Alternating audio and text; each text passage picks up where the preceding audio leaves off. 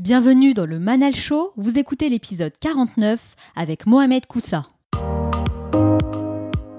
Je m'appelle Manal, je suis entrepreneur et speaker et je vous retrouve chaque semaine dans cette émission pour partager avec vous tous les enseignements qui m'ont aidé à évoluer et que j'aurais aimé connaître il y a 10 ou 15 ans. J'ai passé des années à suivre des règles imposées par notre société qui m'ont éloigné de mes véritables aspirations, mais c'est en acceptant de sortir des cases, d'apprendre de nouvelles choses et de penser différemment que j'ai révélé mon véritable potentiel. Je dis souvent que dans la vie on n'y arrive jamais seul, alors j'ai choisi de vous accompagner où que vous soyez pour vous apporter plus de valeur dans votre quotidien. Chaque semaine, je reçois un nouvel invité pour partager son histoire, ses expériences et ses meilleurs conseils et vous inspirer à créer de petits changements qui auront un énorme impact dans votre vie.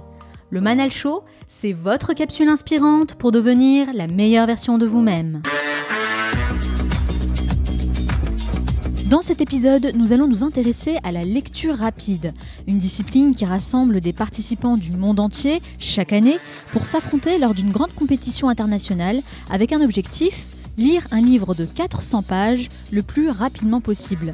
Pour en parler, quoi de mieux que de recevoir le champion du monde de lecture rapide? Mohamed Koussa va partager son parcours, nous expliquer les bénéfices de la lecture rapide et nous donner ses meilleurs conseils pour doubler notre vitesse de lecture. Enfin, je terminerai cette émission en partageant avec vous les 3 meilleurs conseils à retenir pour pratiquer à votre tour la lecture rapide.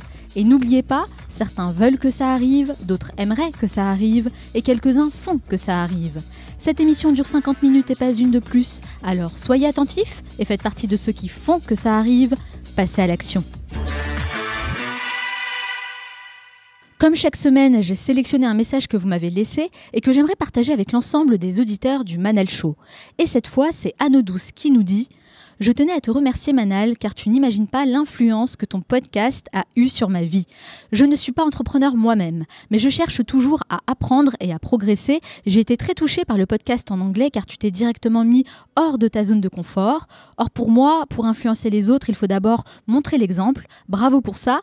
Grâce à toi, je suis partie 10 jours en immersion en Angleterre et je vais passer un examen pour pouvoir enseigner en anglais nos limites. Waouh, merci infiniment pour ce message. Tu n'as pas idée à quel point ça me fait plaisir. Je suis totalement d'accord avec toi, Anne Douce, il faut incarner ce qu'on partage avec les autres. Et même si ça m'a quand même demandé un réel effort de mettre en ligne cet épisode en anglais, eh bien, je suis très heureuse de l'avoir fait parce que vous avez été vraiment très nombreux à m'envoyer des messages pour me dire que ça vous a inspiré à prendre les choses en main pour progresser en anglais et c'était vraiment l'objectif. Merci beaucoup Anne Douce pour ce message et comme on dit, the sky is the limit, keep going. Et si vous souhaitez vous aussi me laisser un avis, rendez-vous maintenant sur Apple Podcast ou votre application de podcast préférée. Laissez-moi 5 étoiles avec un message et je vous sélectionnerai pour la revue de la semaine prochaine. Alors soyez créatifs. Combien de temps vous faut-il pour lire un livre de 400 pages ? Une semaine ? 2 semaines ? Un mois peut-être ? Eh bien, lui est capable de lire un livre entier de 400 pages en moins d'1h30, soit plus de 100 000 mots lus et mémorisés, une performance qui l'a propulsé au double titre de champion de lecture rapide. D'abord champion de France, puis champion du monde, un défi qu'il a relevé haut la main en Chine face à de redoutables candidats venus du monde entier.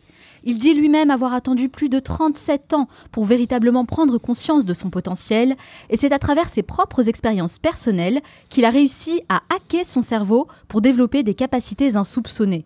Et en tant que professeur de littérature et d'histoire, il a ce goût de partage et de la transmission et c'est dans cette optique qu'il est avec moi aujourd'hui pour répondre à mes questions. Mohamed Koussa, bonjour. Bonjour. Merci d'avoir accepté mon invitation. Je vous en prie. Alors Mohamed, pourquoi vous faites ce que vous faites aujourd'hui ? C'est après un parcours en fait où j'avais pas de sens au départ et j'avais l'impression de faire plein de petites choses, d'essayer et de jamais vraiment réussir. Puis je me suis rendu compte que j'avais réussi énormément de choses mais que je les voyais pas. Et puis donc j'ai pris le train du métro boulot dodo comme un peu tout le monde. Mais je sentais en moi quelque chose qui me poussait, qui me disait que je pouvais faire plus, ou du moins autrement, le même travail mais autrement. Et c'est pour ça qu'aujourd'hui j'ai décidé de de complètement changer mon fusil d'épaule, d'enseigner, toujours d'enseigner, mais à ma manière à moi, quand je veux et comme je veux. Alors vous, Mohamed, vous êtes professeur de lettres et d'histoire depuis plusieurs années déjà. Mais avant de parler de votre parcours du côté professeur, j'aimerais d'abord savoir quel genre d'élève vous étiez à l'école. Moi, quand j'étais petit, j'étais un élève sage. J'ai toujours eu des résultats corrects, mais je ne comprenais pas tout en fait. Parce que moi, ma langue maternelle, c'est pas le français. Donc j'ai appris le français à l'école et j'ai une part d'obscurité dans mon parcours, surtout en primaire, qui s'est clarifié en CM2 avec la lecture, justement. Donc c'est pour ça que pour moi, la lecture, c'est une sorte de renaissance. Donc, avec 2 épisodes qui sont assez importants, celui de la CM2, où j'ai découvert que, en fait, dans les livres, il y avait toutes les réponses que la prof, elle attendait. Donc, quand j'ai compris ça, grâce à ma mère, c'est ma mère qui m'avait offert un livre dans lequel il y avait tout le programme, j'ai compris que, voilà, c'est en révisant avant, préparant avant, je pouvais obtenir de meilleurs résultats, une meilleure considération, ce qui est important pour un élève. Et puis après, au collège, c'est là où j'ai découvert la lecture et le pouvoir de la lecture. Et puis là, j'ai décollé à ce moment-là. Est-ce que vous aimiez l'école ? Énormément. À tel point que c'est pour cette raison que j'ai voulu devenir enseignant. C'est parce que j'ai aimé l'école. Mais j'allais à l'école jusqu'à la fin, parce que comme on le sait, les élèves souvent, beaucoup d'entre eux partent en vacances avant la fin de la période, voilà, parce que les billets d'avion sont moins chers avant le mois de juillet. Et puis moi, je restais jusqu'à ce que la maîtresse enlève les affichages. Vous étiez le dernier en fait on à était un quitter l'école. groupe, ouais, mais j'étais pas tout seul. On avait un petit groupe comme ça de gens qui aimaient l'école. Et c'est ça qui a fait que j'ai voulu devenir enseignant, parce que j'ai porté un énorme respect pour mes professeurs. D'ailleurs, l'année dernière, j'avais fait un post sur les réseaux sociaux où j'avais fait la liste de tous mes professeurs de la maternelle jusqu'à l'université. Donc, il y en avait un pour la maternelle, un pour la primaire, un pour le collège, un pour le lycée, un pour la fac. Et puis, je les citais un par un. Et puis, voilà, un hommage pour ce que moi, je suis devenu. Et c'était grâce à eux, quoi, parce que c'est cette image que c'est j'avais super gardée. sympa. Ouais, ils ont dû être très contents et très fiers. Surtout que j'ai une voisine qui est une ancienne enseignante. Elle est partie à la retraite l'année où moi, je suis entré en fonction dans l'éducation nationale. Bon timing. Ouais, exactement, ouais. Donc elle, je lui dois beaucoup parce qu'elle nous a beaucoup aidé, Madame Marchand, pour la citer. Et là, j'ai gardé un très bon souvenir de l'école. Ouais. Alors, qu'est-ce qui vous plaisait le plus, justement, à l'école ? C'est le fait d'apprendre énormément de choses. C'est toujours subjugué par le professeur qui professe et qui nous apprend des choses qu'on ne connaît pas. Ce qu'on appelle l'espèce d'épiphanie, sentiment à chaque fois de recevoir une révélation dès qu'on apprend un truc nouveau. Et puis après, cette chose-là, une fois qu'on l'a apprise, et la réinvestir dans la société, parler avec les gens, montrer qu'on connaît des choses aussi, il y a un pouvoir de la connaissance sur les gens. Et ça, en termes de confiance en soi, c'est super important. Et qu'est-ce qui vous plaisait le moins ? À l'école, ce qui me plaisait le moins, c'était les contrôles. Ah oui, on est d'accord avec ça. Les évaluations, c'est toujours un côté stressant. Justement, en fait, le problème de l'évaluation, ça, c'est pas un sujet nouveau.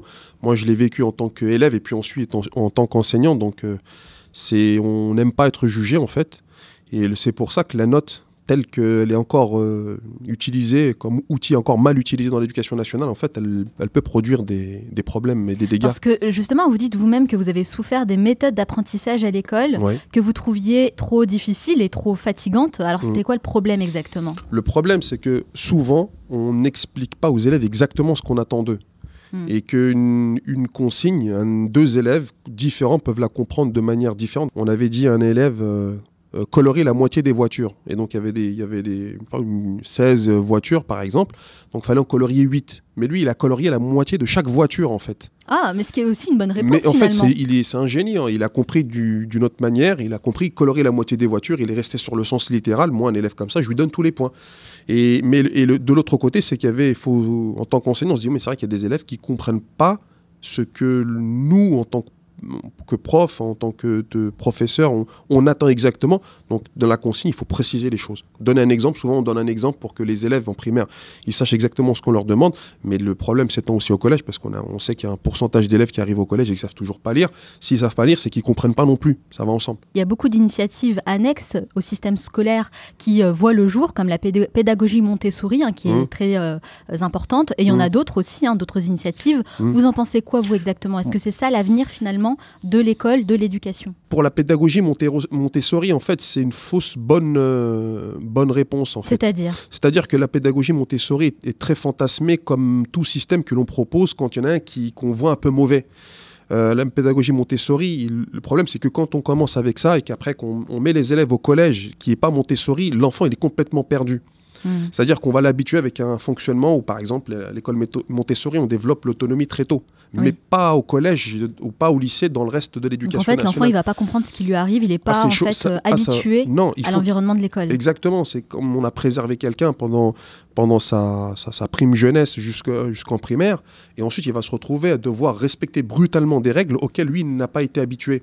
Donc ça peut même mener à l'échec scolaire en fait. En réalité, ce qu'il faudrait, c'est des méthodes qu'on applique du début jusqu'à la fin de sa vie. Il faut que ce soit cohérent. Il faut que ce soit cohérent, c'est-à-dire que quand on commence avec un système, on a défini des objectifs avec l'enfant, jusqu'à son autonomie, on suit ces objectifs-là. Il ne faut pas que les gens se laissent avoir en disant parce qu'il y a un truc qui est complètement pourri, le premier truc qui arrive, on va le prendre parce que ça a l'air bisounours, oui, votre enfant, il va devenir autonome, Moi, je trouve ce qu'a fait Céline Alvarez, c'est très bien. Mais le truc, c'est que quand les gens envoient leurs enfants à l'école, ils doivent eux-mêmes fixer les objectifs pour leurs enfants. Qu'est-ce que vous voulez faire de nos enfants? Qu'est-ce qu'on veut faire de nos enfants? On veut qu'ils deviennent des médecins, des avocats, qu'ils deviennent entrepreneurs. Est-ce qu'on veut qu'ils soient autonomes? C'est qu'on veut quoi pour eux? C'est là où je pense que moi je mets un petit peu un holà, parce que j'estime qu'en tant que parent, c'est pas à nous de décider ce que l'enfant doit faire. C'est vrai. Après, on peut pas décider pour lui. Mais on a quand même un rôle en tant que parent de l'encadrer et de l'accompagner vers ce qu'il veut faire. C'est-à-dire de révéler son potentiel et ses talents. Oui, et c'est-à-dire qu'à la maison, si on veut que quelqu'un, je sais pas, moi, lise des bouquins, s'il n'y a pas de livre à la maison, c'est problématique d'attendre que l'école inculque la valeur du livre uniquement dans son domaine à elle. On peut pas. C'est-à-dire, si on veut que l'enfant devienne médecin, par exemple, ça c'est le truc que tous les parents veulent, que mes enfants deviennent médecins, sachant qu'il y a des médecins qui se suicident en se jetant des fenêtres des hôpitaux. Devenir médecin, c'est pas forcément connaître le succès, la réussite et l'épanouissement personnel. Exactement. Mais même si dans la société, le rôle de médecin, enfin l'image du médecin bénéficie d'une image qui est hyper positive, ou celui d'avocat, parce que il y a un symbole d'argent, de puissance derrière. Aujourd'hui, on n'est plus dans ces schémas-là, pas du tout. On a besoin. Aujourd'hui, l'être humain, il est dans un monde, on est en sécurité, on est en paix, on a envie de connaître en fait cette paix dans notre maison, dans notre tête, tous les jours, quand on est dans la rue. On n'a pas envie de juste prendre 5 semaines de congé payé pour sentir qu'on vit un petit peu, on a envie de connaître ce bonheur perpétuellement. Mais ça, c'est quelque chose qui se cultive à la base. C'est pas en disant il faut que tu fasses médecin ou que tu sois avocat parce que c'est super important, mais l'enfant en fait ça l'intéresse pas lui. Je suis complètement d'accord, c'est d'ailleurs le bien-être de l'enfant qui prime. Oui. Et c'est ce genre de mentalité qu'on retrouve par exemple dans les pays du Nord comme au Danemark. Oui, bien sûr, et c'est pour ça qu'ils sont en avance dans les méthodes d'apprentissage, notamment le mind mapping. En Finlande, moi j'avais vu ça, c'était un truc pour moi, c'était un ovni à l'époque. Alors dites-nous un petit peu en quoi ça consiste le mind mapping. Alors le mind mapping, c'est la modélisation du schéma mental, c'est-à-dire que comment le cerveau lui il conçoit l'information en termes d'image. Eh bien, il y a un bonhomme qui s'appelle Tony Buzan. Au bout d'un moment, il s'est dit, tiens, si moi j'arrive à directement modéliser le cours, la leçon, la conférence, de la manière dont le cerveau, lui, voit les choses, ça va être plus facile pour lui d'ingurgiter tout ça, plutôt que d'écrire noir sur blanc des mots qu'il faut retranscrire et qui ne symbolisent pas pour tout le monde la même chose, ça serait peut-être plus simple. Et ça donnait la carte mentale, qui est aujourd'hui un outil utilisé par des hommes politiques de premier plan aux États-Unis, comme Al Gore, par exemple, comme des gens qui font l'économie d'aujourd'hui, Bill Gates, par exemple, ou quand on va dans le hall de la NASA, on a des grandes fresques en images qui sont des résultats de réunions d'ingénieurs et de penseurs. On utilise tous Google aujourd'hui, par exemple. Bien voilà, ça, c'est des outils. C'est un outil qui est beaucoup plus visuel, en fait. Qui mêle beaucoup de choses. Le dessin, des chiffres, des lettres, des phrases, des mots. Exactement. Et du coup, ça permet de mieux mémoriser et visualiser ce qu'on a envie de faire. Ça permet de mieux visualiser, de hiérarchiser les informations. Et aussi, il y a un côté très ludique parce que l'être humain, comme le dit Idriss Aberkan, il y a un côté jeu que l'être humain aime. Et il satisfait à toutes ces conditions qui font qu'on apprend beaucoup plus vite. Moi, en tout cas, le mind mapping, c'est vraiment un outil que j'adore et que j'utilise tout le temps lors de mes formations et des ateliers que j'anime pour les entrepreneurs parce que, évidemment, ça a beaucoup plus de résultats. En fait, il y a beaucoup plus d'impact. Il faut arrêter en fait, de faire des listes de mots les uns après les autres qu'on ne retient pas. Moi, je suis professeur de littérature, donc pour moi, l'écrit reste un des exercices les plus puissants de l'intellect de l'être humain avec la lecture. Mais de l'autre côté, moi, je ne suis pas du tout dans le dessin. Mais vraiment, j'ai même dit à ma prof de dessin, j'espère qu'elle me pardonnera un jour, Madame Hoff, quand on est en 3e, Madame, votre matière ne sert à rien, comme celle de la prof de musique, parce qu'on est à l'école, et à l'école, on vient pour apprendre, donc on devrait vous remplacer par des heures de maths ou de français. Donc j'ai vu la pauvre, son regard un peu... Vous avez changé d'avis aujourd'hui? Mais vraiment, c'est rien à voir. C'est-à-dire que moi, quand je prépare une réunion, moi j'enseigne le mind mapping dans mes formations, quand mes enfants viennent à la maison pour leur expliquer quelque chose, à un enfant de 3 ans ou à 4 ans, le plus grand il a 9 ans, on fait une carte mentale. Ça n'a rien à voir. Donc tous mes projets maintenant sont faits en carte mentale. L'organisation de mon travail en tant qu'entrepreneur, c'est une carte mentale. Puis j'ai découvert aussi d'autres outils. Et d'ailleurs, donc la lecture fait clairement partie des meilleurs outils pour développer ses connaissances. On est d'accord aussi là-dessus. Vous êtes devenu un véritable expert dans ce domaine puisque vous êtes champion du monde de lecture rapide. Alors d'abord, félicitations pour ça. Merci, c'est gentil. C'est un bel exploit. Merci. Alors, c'est quoi exactement la lecture rapide? La lecture rapide, c'est en fait un ensemble de techniques qui sont liées au mouvement de l'œil. Parce que nous, on a l'impression que lire... Tout le monde pense savoir ce que c'est que la lecture, mais en fait, on ne sait pas ce que c'est que la lecture. D'abord, c'est des techniques par rapport à l'œil, comment positionner son œil et le déplacer d'une manière à prendre le plus d'informations possible, d'une part, et d'autre part, comment le cerveau, lui, quand il va prendre ces informations, comment il va les traiter le plus rapidement possible pour offrir le sens au lecteur. Donc c'est faire la connexion entre le visuel et le cerveau. C'est d'abord bien utiliser ses yeux, bien utiliser son cerveau et articuler les deux. Ça, c'est ça qui fait la lecture rapide. Et qu'est-ce qui vous a intéressé? Qu'est-ce qui a fait que vous êtes intéressé à cette discipline? Parce que moi, je suis un lecteur. Déjà, je ne suis pas francophone de base. Et puis, je lisais extrêmement doucement. À tel point que je finissais pas mes livres. Quand je lis, j'avais l'esprit qui divaguait, qui partait, qui rêvait un peu. Donc, moi, j'ai développé le goût du rêve, je pense, à partir de là. Et puis un jour, pour mes études, quand j'ai fait des études d'histoire, j'avais besoin de consulter énormément de documentation pour passer le concours. Puis là, je me suis dit, mais j'y arriverai jamais. Si je lis comme ça, c'est impossible. Et en cherchant un petit peu, c'est là que j'ai découvert, je me suis dit, c'est pas possible. Les professeurs, comment ils font? Ah, donc vous avez découvert ça totalement par hasard? J'ai découvert ça par hasard. C'était un besoin, en fait. Je me suis dit, non, je peux pas. Je suis limité avec mes outils actuellement. Là, je peux pas aller plus loin. Voilà. Si je me limite, j'avais été à la bibliothèque de Paris 8. Donc, je prends un livre d'histoire romaine, la loi romaine et compagnie, je me chronomètre, je lis, je vois 1 heure qui est passée, 10 pages de lu, je dis c'est pas possible, mais je vais jamais y arriver. Pour faire 100 pages, il me faut 10 heures. Puis j'imagine qu'il faut lire beaucoup de livres d'histoire dans votre filière. Bien sûr, en plus il faut lire, il y a les 4 périodes, il y avait les 4 périodes à couvrir, donc il fallait consulter les livres de base, et puis si on va aller plus loin, il faut consulter encore d'autres livres pour faire son savoir. Je me suis dit j'y arriverai jamais. Puis en fouinant un petit peu sur internet, etc., j'ai vu qu'il y avait des formations de lecture rapide. Et là, j'ai contacté des formateurs. Je me suis Alors formé. comment ça se passe justement? Vous avez contacté qui? Alors le premier formateur que j'ai eu, c'était Nicolas Lisiac, qui est d'ailleurs l'organisateur du championnat de France. Exactement, c'est lui qui organise les championnats de France. Et en dînant l'année dernière en Chine, parce qu'on s'est affronté en Chine l'année dernière, il est arrivé 3e. Donc l'élève a dépassé le maître. Oui, et puis j'avais 3 formateurs avec moi dans la salle. Donc il y en a un qui est arrivé 4e, un qui est arrivé 3e. Il y avait l'arbitre aussi de la lecture rapide, c'était un de mes profs, un de des enseignants lecture rapide que j'ai eu. Donc vous avez acheté une formation en ligne? J'ai acheté une formation en ligne à 19,90 à l'époque sur à 19,90 À 19,90. Comme quoi? C'était un site de vente en groupé. Voilà. Et plus on achetait en groupe, et moins c'était cher. Et voilà, c'est ça. Comme quoi, il faut toujours continuer à se former et surtout ne pas négliger les formations qu'on trouve en ligne. Bien parce sûr. Que ça peut nous permettre justement d'upgrader sa vie. Ah, bien sûr. Par exemple, vous avez un site qui s'appelle Udemy. Je ne sais pas si on a le droit de faire de la pub, mais Udemy, c'est... Il n'y a aucun souci. Au contraire, ce sont des références qu'on aime partager, nous, avec les auditeurs. C'est super. Et alors, Udemy, vous avez des formations de spécialistes mondiaux qui coûtent 4 €, 5 €, 10 €. Alors après, le truc, c'est qu'il y a ce qu'on appelle le prix psychologique. Les gens, quand ils ne dépensent pas d'argent dans quelque chose, ne lui donnent pas d'importance. C'est ce qu'Idriss Aberkan, il développe dans son dernier livre, L'âge de la connaissance. Il y a des gens qui, moi, ça m'a fait exactement ça. La première formation que j'avais faite, je l'ai négligée en fait, 19,90. J'ai mis tous les mails. On recevait un mail de temps en temps avec des PDF. Je me suis dit, quand j'aurai le temps, je vais les consulter. En fait, il se trouve que j'ai écrasé la boîte mail et que j'ai perdu tous les PDF. Par contre, les formations que j'ai fait après coûtaient quand même assez cher. Et là, vous les avez prises un peu plus au sérieux? Alors, la première fois, non. Parce que j'avais été content de la formation. Je me suis dit vraiment, c'est bien et tout, j'étais content. Mais toujours pareil, la flemme et la procrastination. Ça, c'est un mal de notre société moderne. C'est comme on a un peu tout le temps.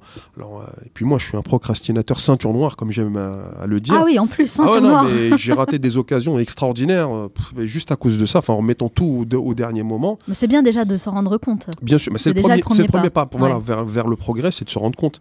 Et ensuite, par contre, après, j'en avais tellement besoin que je me suis dit, attends, je vais retenter une fois, me payer plusieurs centaines d'euros. Mais si je le fais, il faut qu'il y ait un résultat au bout. Après, je me suis dit, mais pourquoi la première fois, quand je l'ai fait, ou les premières fois, j'ai pas réussi en fait.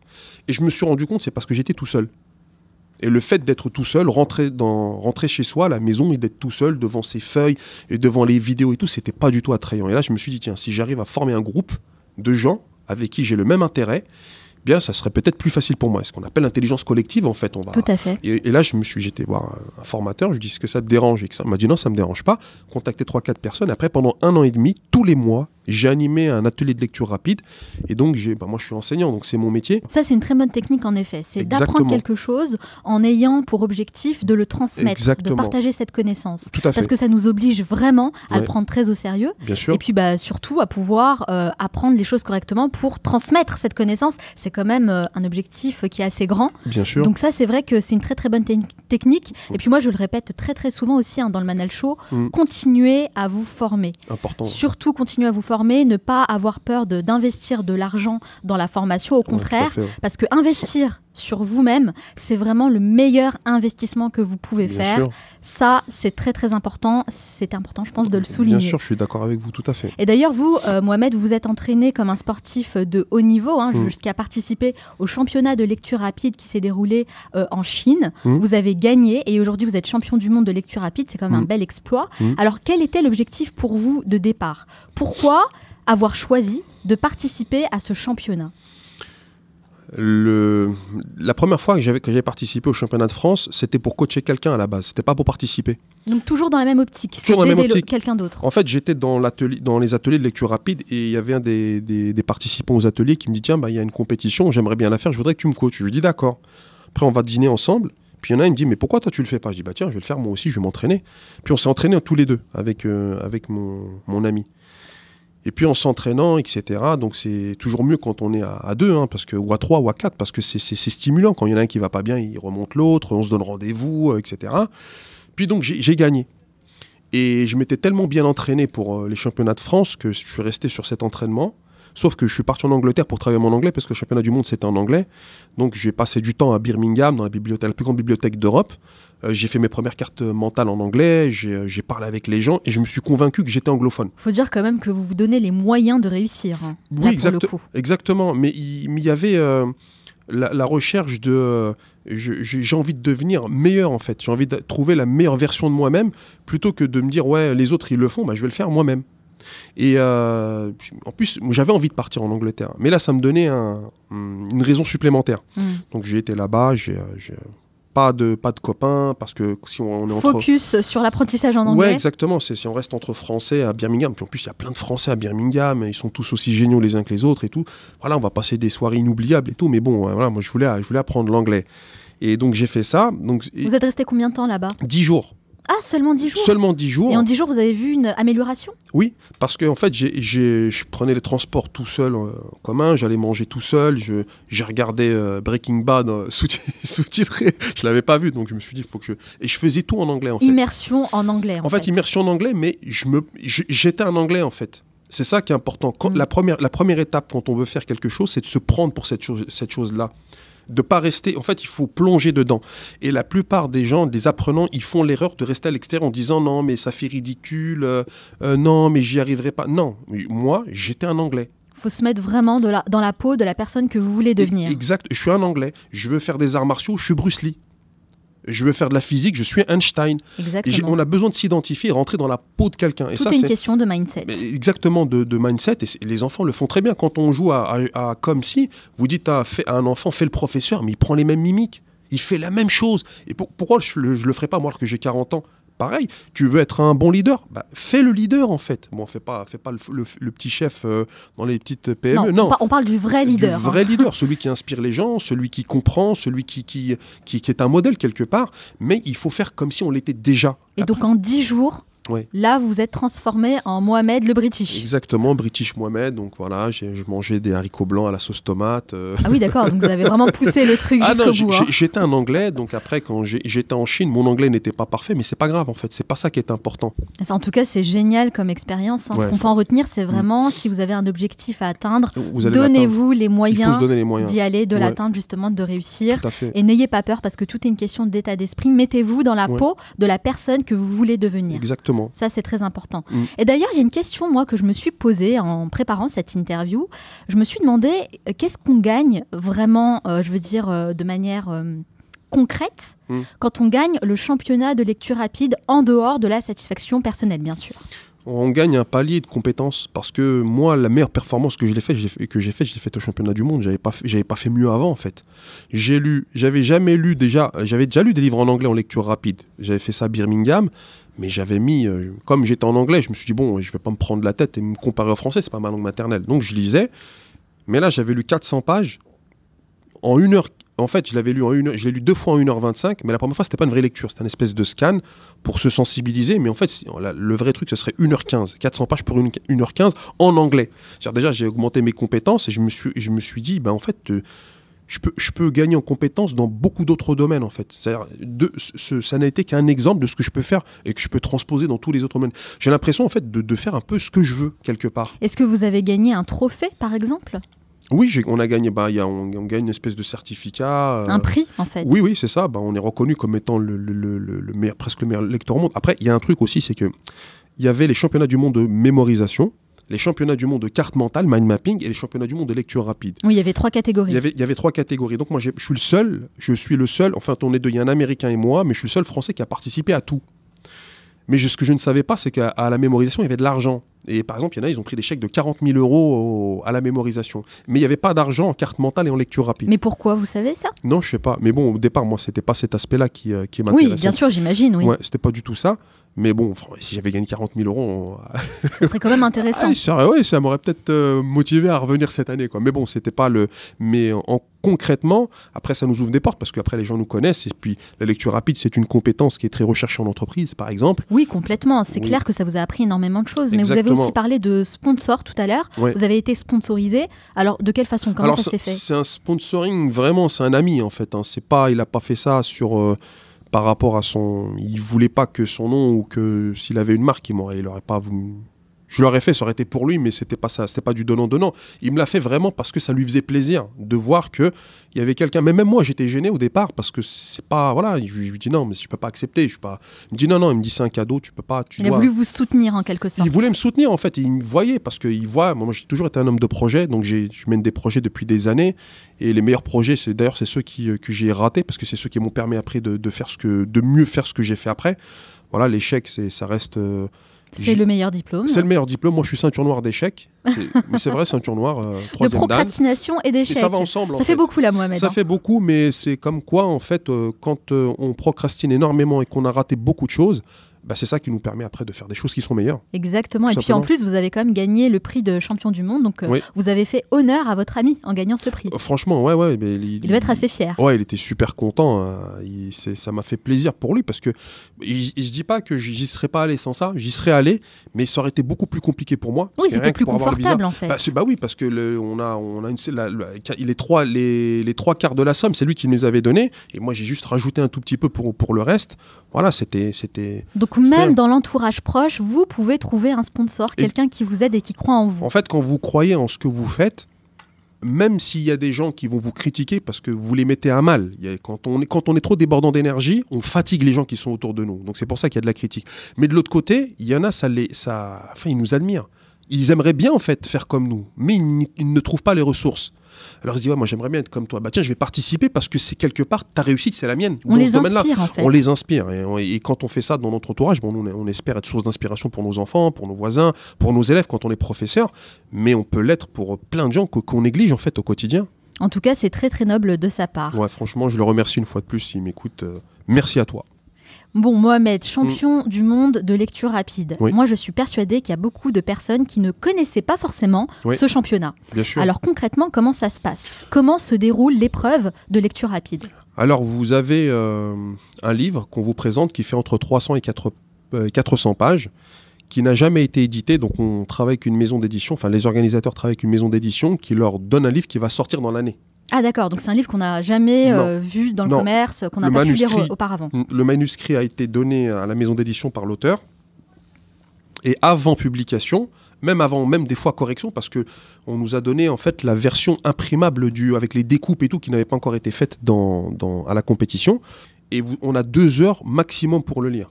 Alors si on le termine avant, on lève la main, on se présente à la table du jury, on rend le livre. On n'a pas le droit de garder le livre quand on va répondre aux questions. D'accord. Ensuite, il nous donne le formulaire des questions et il écrit le temps qu'on a mis sur le livre, sur la feuille. Ensuite, donc il y a une vingtaine de questions ouvertes. On répond aux questions et chaque question vaut 5%. Ensuite, donc ça nous donne un certain pourcentage à la fin et on va multiplier le pourcentage de bonnes réponses par le temps qu'on a mis. D'accord. Et c'est ça qu'on appelle l'indice de lecture. L'indice de lecture, c'est la vitesse de lecture multipliée par le pourcentage de bonnes réponses.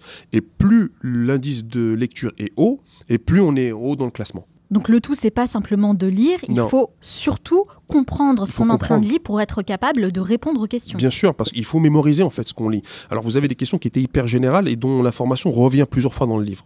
D'accord. Bah ça, c'est plus facile. C'est plus facile, mais ça représente qu'un pourcentage dans le livre. Et d'autres questions qui sont hyper pointues. Par exemple, il y avait une question, c'était quel est le nom de l'aéroport duquel a décollé tel personnage, alors que le nom de cet aéroport-là, il a été dit une seule fois dans le livre. Ah oui, d'accord, donc il faut être vraiment très concentré. Exactement, ouais. Donc si on ne connaît pas... les aéroports, c'est pas mon truc, mais il me semblait avoir retenu quelque chose. J'avais mis Malpensa, l'aéroport. Il y a 2 aéroports à Milan, en fait. Il y a celui des vols réguliers, celui des charters. Et je me suis dit, ça doit pas être ça. Donc j'ai barré la réponse et c'était ça, en fait. C'était la bonne réponse. Donc c'est une question, moi, que j'ai perdue. Mais bon, c'est pas grave. Ça, c'est... Non, de toute façon, vous avez gagné. J'ai gagné, donc ouais, j'ai gagné. Pas très grave. Il y avait une autre question, par exemple, c'était quel est le rapport entre la fin du chapitre 3 et le début du chapitre 4 ? D'accord, donc comment on fait si on n'a pas... Parce qu'il y avait des titres à chaque chapitre. Alors c'est quoi vos méthodes justement pour vous rappeler de tout ce que vous lisez? Parce que quand même, 400 pages en moins d'1 heure et demie, il faut le faire, en plus en anglais. Comment vous faites pour répondre à ces questions? En fait, il y a 2 choses qu'il faut voir. La première chose, c'est qu'il faut adopter une stratégie de lecture. Parce que de toute manière, c'est impossible de retenir tout ce qu'il y a dans le bouquin. On ne l'a jamais fait à l'école, pourquoi on va le faire au championnat du monde? Mais c'était de dire, je sais que je ne sais pas sur quoi on va m'interroger, mais je vais mettre des jalons dans le livre, je vais me poser des questions de base pour pouvoir au moins avoir un minimum. Et souvent, les questions qu'on pose dans un bouquin, c'est les dates importantes, les personnages importants, l'intrigue importante, les lieux importants. Et donc moi, je me suis mis ces jalons-là dans ma prise de notes pour que je balaye l'information le plus rapidement possible, mais je me focalise sur un nombre limité d'informations. Parce que si je veux tout apprendre, celui qui veut tout apprendre, il finit par apprendre rien du tout. Et là, je me suis dit, je me contente de ça, et le reste, ça va venir. Ça, c'est la première chose. La deuxième chose, c'est de lire sans trop rester focus en conscient. C'est-à-dire que si on veut traiter de l'information comme quand on lit, là, vous allez lire, par exemple, un journal et vous êtes concentré à 100% dans ce que vous faites, au bout d'un moment, vous pouvez traiter que l'information limitée. Parce qu'il y a la fatigue, parce que vos yeux ne voient qu'un certain type de mots. Et en fait, il faut lire ce qu'on appelle en subconscient. C'est-à-dire qu'il faut laisser les choses entrer et pas forcément les traiter. Pas se dire, ouais, qu'est-ce que ça veut dire, qu'est-ce qu'il a voulu dire, mais je retiens quoi là? Non, c'est pas grave, ça rentre, c'est pas grave. Et après... Et c'est le cerveau qui fait le travail après. Le cerveau va faire le travail, après il faut avoir l'intuition de la réponse et pas la réponse. Et ça, c'est super important parce que tous les grands génies, prenez Einstein par exemple, la théorie de la relativité, il ne l'a pas trouvé quand il était face à son tableau. Il l'a trouvé quand? Pendant qu'il était en train d'observer un coucher de soleil. Et là, le E égale MC2, bah, il est arrivé. Et ça, c'est ça qu'on appelle l'intuition. Mais en fait, l'intuition, c'est une forme d'intelligence. Parce que quand on dit intuition, on passe pour un illuminé. Ouais, il faut surtout pas. Non, il faut développer l'intuition du savoir. Et ça, c'est quelque chose qu'on ne nous apprend pas à l'école. Nous, et quand on dit un truc, on est cartésien, c'était page 38, alinéa 28. Non. Ça veut dire, au bout d'un moment, je pense que ça, vous, Manal, ça vous est déjà arrivé. On donne une question et tout de suite la réponse, elle vous vient comme ça, mais vous n'êtes pas capable de nous dire comment. D'expliquer comment. Et bien ça, c'est un des leviers de la lecture rapide en fait. De dire la réponse, elle est là, je me fais confiance et je l'écris. C'est intéressant, j'avais jamais entendu parler de cette intuition de la vérité, mais finalement c'est avec l'entraînement et la pratique qu'on arrive à développer cette intuition. Cette intuition-là, on la retrouve au football quand Zinedine Zidane, je suis resté moi Zinedine Zidane, mais je suppose que les autres footballeurs c'est le même truc, c'est qu'on s'est tellement entraîné qu'au bout d'un moment on arrive à faire des choses, on fait la bonne chose au bon moment. Au bon moment, Et cette intuition-là, cette espèce de révélation, c'est ce qu'on appelle la pensée créative. Et elle ne vient que avec le travail acharné. Elle vient pas, c'est pas j'arrive et j'ai un moment de délire et ça vient comme ça parce que j'ai regardé un feuilleton où je me sens bien. Non, c'est à force de travailler, on développe. Alors il y a l'intelligence qui est consciente et il y a l'intelligence, il y a des choses qu'on ne maîtrise pas. Cette chose qu'on ne maîtrise pas, c'est des trésors inestimables. Et ça, je trouve ça absolument fantastique. Oui. Et vous disiez au début de notre entretien que pendant des années, vous souhaitez faire quelque chose de grand, sans jamais vraiment y arriver. Aujourd'hui, votre vie a changé suite à ce titre de champion du monde de lecture rapide. En réalité, nous sommes tous capables de faire de grandes choses. Exactement, bien sûr. Bien sûr, tout le monde, là, moi, là, ça a été la lecture rapide à ce moment-là. Mais n'importe qui, par rapport à sa sensibilité, par rapport à ses études, par rapport à son environnement, est capable de développer quelque chose. Mais la question centrale, c'est... Son pourquoi. Et le pourquoi est fondamental. Quand on arrive à l'école et qu'on traverse la scolarité sans jamais savoir pourquoi, en fait, au bout d'un moment, même si on a le diplôme, ça nous fait rien. En fait. C'est le grand problème, je pense, de la majorité des personnes, c'est qu'on ne sait pas pourquoi on fait les choses. Exactement. Et quand on a réglé la question du pourquoi, mais après, on se sent investi d'une mission. Quand je vais en formation, je suis en mission en fait. Oui, c'est vrai que parfois on fait des choses dans la vie sans vraiment se poser de questions et puis en suivant justement cette intuition dont on parlait tout à l'heure, ça nous rapproche de nos propres aspirations. Exactement. Et c'est là qu'on arrive à faire de grandes choses. Parce qu'on se donne aussi le droit de faire ce qu'on a à faire. Bien sûr. Et je pense que ça change vraiment tout. Encore une fois, c'est une question d'état d'esprit. Exactement. Et la lecture, pour moi, c'est l'une des meilleures manières de développer ses connaissances. Et je pense que vous serez d'accord avec moi, Mohamed. Moi, j'ai appris pas mal de choses, des choses très importantes d'ailleurs, qui m'ont permis d'avancer. Et surtout, j'ai eu accès à des informations très, très peu connues du grand public qui me donnent vraiment une longueur d'avance dans pas mal de domaines. Et j'aimerais justement connaître votre top 3. Votre top 3 des meilleurs livres qu'il faut absolument lire dans sa vie. J'en ai beaucoup, franchement. Après, je suis suivant. Si vous deviez en choisir que 3. Alors, le top 3 des bouquins de Mohamed Koussa. Le troisième, c'est un livre qui, je pense, pas connu du grand public, c'est L'orientalisme d'Edouard Saïd. Le livre, en fait, il traite du préjugé. Le préjugé à travers la culture. Comment on arrive, à travers un discours, à travers des blagues. On connaît par exemple les blagues belges, par exemple. En fait, il explique de manière structurelle, donc il prend l'exemple de l'orientalisme pour expliquer comment on peut transmettre du racisme et du préjugé à travers une culture, à travers une littérature, à travers de la musique, à travers des idées, à travers des caricatures. Et ancrer ce préjugé dans l'esprit des gens. Alors, numéro 2. Alors, le numéro 2, c'est 1984 de George Orwell. Ça, c'est... si vous n'avez pas lu ça...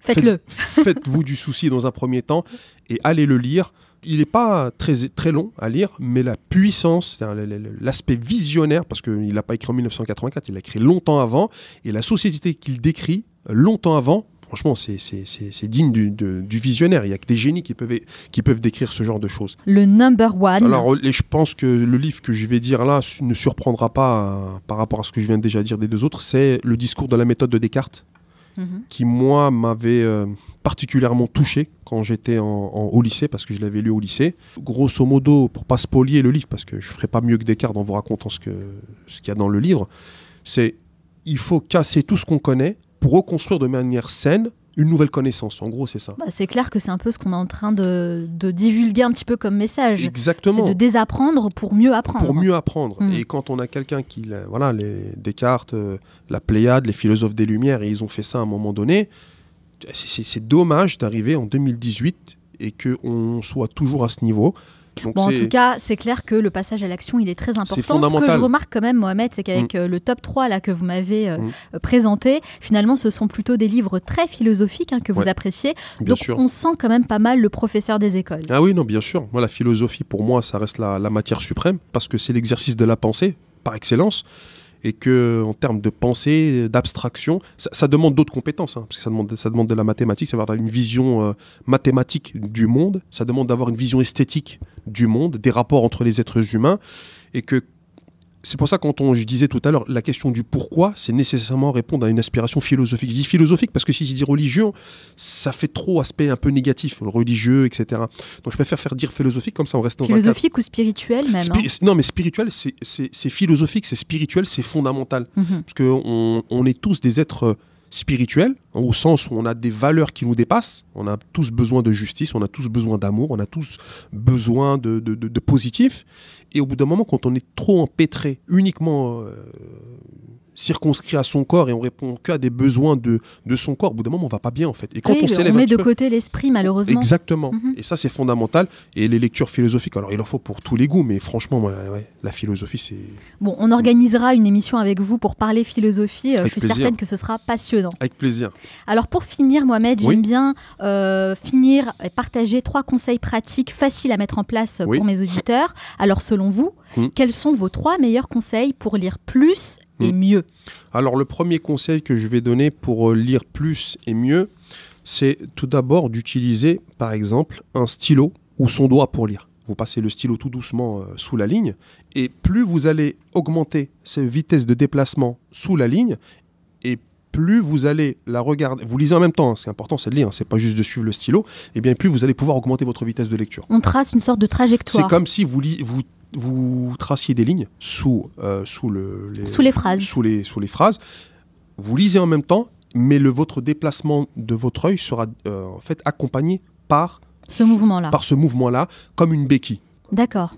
Normalement, avec quelques minutes de pratique, vous pouvez doubler votre vitesse de lecture qu'avec ça. Ah ouais, d'accord. Bien sûr. Quand même. Bien sûr, il n'y a pas besoin. Ce qui dit doubler la vitesse de lecture, c'est que vous allez diviser votre temps de lecture par 2. Incroyable. Ouais. Ok. Donc premier conseil, utiliser un stylo pour lire. Pour lire. Deuxième chose, se concentrer au maximum pour ne pas perdre du temps en fait.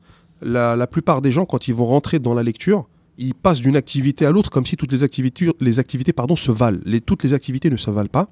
La lecture demande des ressources de concentration qui sont assez particulières. Donc entre l'action que je suis en train, par exemple là, je suis en train de faire du rangement à la maison, je veux lire.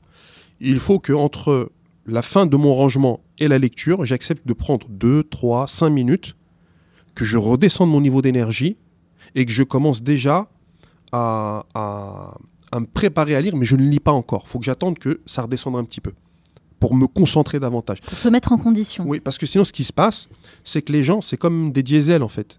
Il y a un temps de lecture où on a besoin de 5, 10, 15, 20 minutes de chauffer pour rentrer dans l'histoire. Et on voit combien de lecteurs, en fait, ils ont perdu le début du livre et il faut qu'ils reviennent après pour dire « ouais, mais j'étais pas vraiment encore bien ». En fait, il faut s'échauffer avant de lire.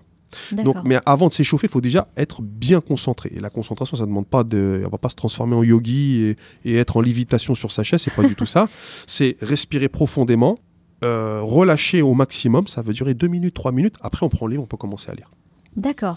Donc, conseil numéro 2, se concentrer. Bien se concentrer, prendre 2-3 minutes pour le faire. C'est fondamental. Et pas se dire, ouais, je vais lire, mais je passe directement, j'ai couru, je suis dans les transports en commun, je suis encore essoufflé. Non, tu es essoufflé, tu reprends ton souffle, tu prends ton bouquin, tu attends 2-3 minutes et là, tu commences à lire. D'accord. Et troisième chose, c'est stratégie de lecture. Il faut une stratégie de lecture. Parce que sans stratégie de lecture, c'est une lecture, moi j'appelle ça la lecture promenade. Et quand on se promène, en fait, on ne fait pas attention à certaines choses. Et quand on vous dit, ouais, mais t'as vu ça? Il me dit, non, moi, j'ai rien vu. T'as vu sur ton chemin, il y avait ça, ça, non, j'ai pas fait attention, moi, je me promenais. D'ailleurs, en général, les lecteurs retiennent très, très peu d'informations des livres qu'ils lisent. C'est normal parce qu'en fait, ils ne se préparent pas à retenir quelque chose. Alors, c'est quoi la stratégie? La stratégie, c'est de savoir déjà ce qu'on veut faire dans le livre. C'est de dire, voilà, moi, j'aimerais bien, dans ce livre-là, avoir cette information-là. J'aimerais bien connaître, j'aimerais bien retenir, je sais pas moi, toutes les dates importantes, ou au moins, je vais dire, allez, toutes les dates, ça serait difficile par exemple, mais retenir au moins 10 dates importantes. C'est se donner un objectif. C'est fondamental.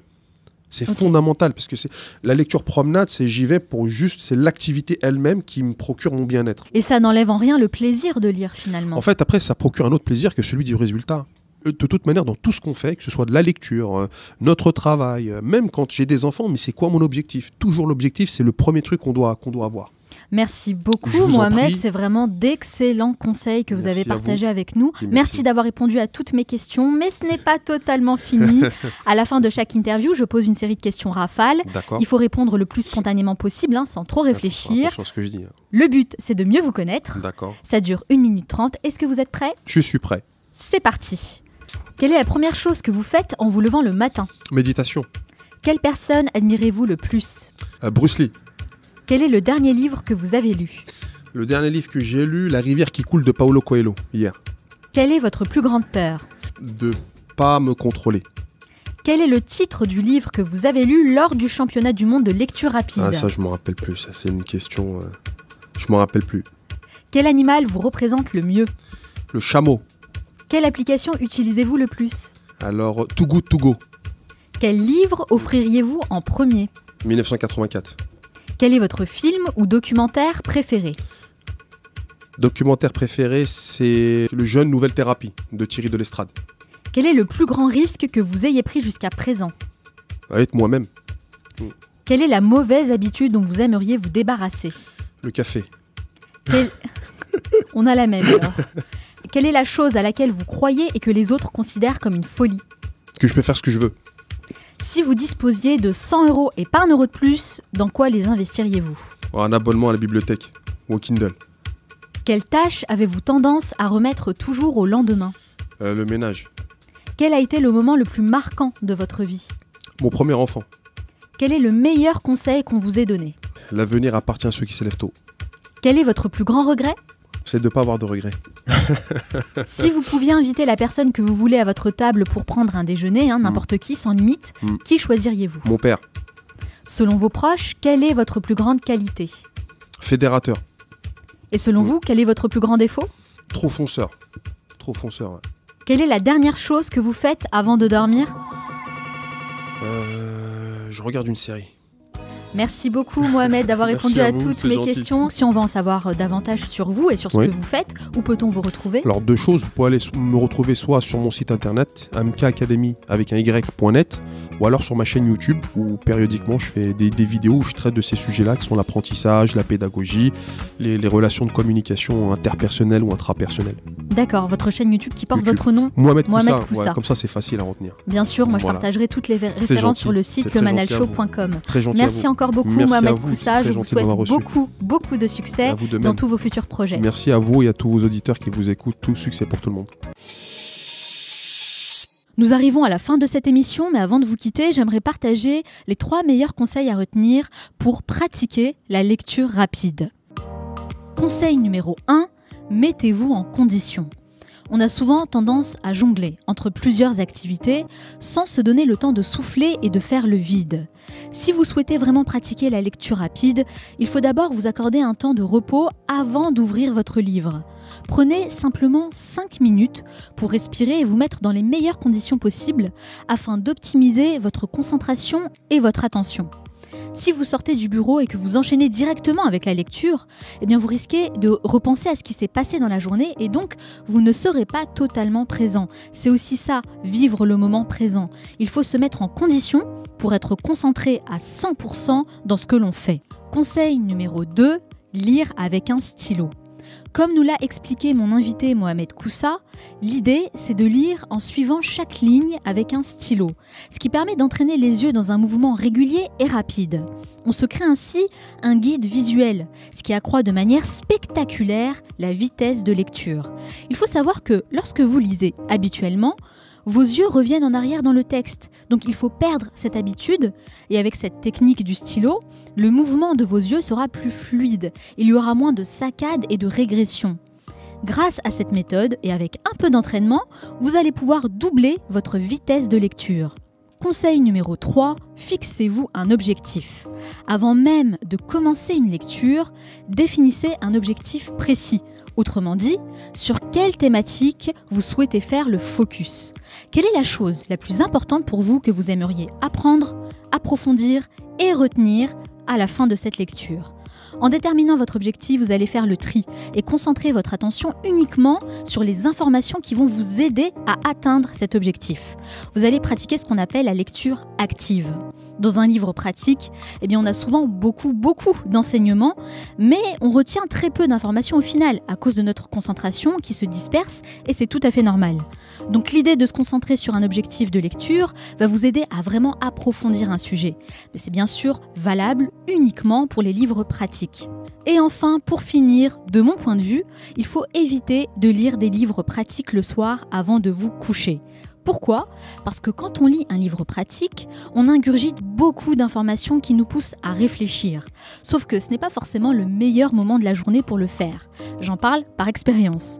Du coup, moi je vous conseille de privilégier les livres de fiction avant de vous coucher. C'est une excellente manière de faire travailler votre imagination. Et puis c'est aussi l'occasion de vous faire plaisir. Manga, romans policiers ou de science-fiction, faites-vous plaisir et accordez-vous ce vrai moment de détente avant de dormir. D'ailleurs, je suis curieuse de connaître vos recommandations en ce qui concerne les livres de fiction, alors n'hésitez pas à venir les partager avec moi dans le groupe privé sur Facebook, le Club. J'espère vraiment que cet épisode vous a plu et si vous avez apprécié cet entretien, prenez simplement 2 petites minutes de votre temps pour laisser un avis sur Apple Podcast ou sur votre plateforme d'écoute préférée comme Spotify ou Castbox. Faites-le, c'est vraiment ce qui m'aide le plus à faire connaître cette émission, alors je compte sur vous. Et si vous souhaitez recevoir toutes les références citées dans cet épisode, mes conseils et mes meilleures recommandations, vous n'avez qu'une seule chose à faire, vous abonner à ma newsletter sur lemanalshow.com. Nous, on se retrouve la semaine prochaine pour un nouvel épisode. Ciao!